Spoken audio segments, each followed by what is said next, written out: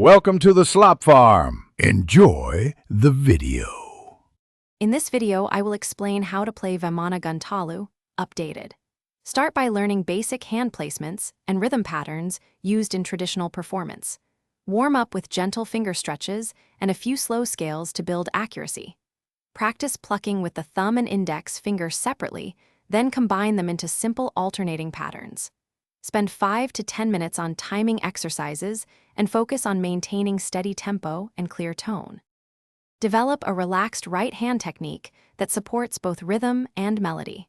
Concentrate on using the thumb for steady bass and the index for articulate melodic picks. Keep the wrist flexible and let the fingers absorb string tension for smoother tone. Work on alternating strokes and syncopated patterns to build coordination.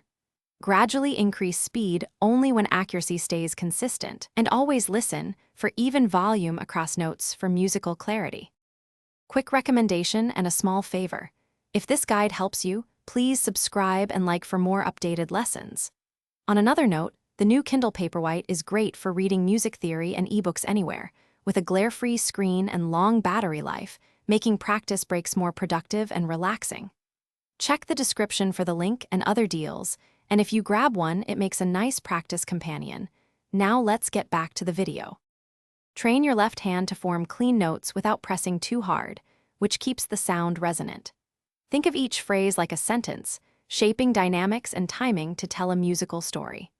Practice moving between positions with minimal movement and use slides and hammer-ons for expressive flair.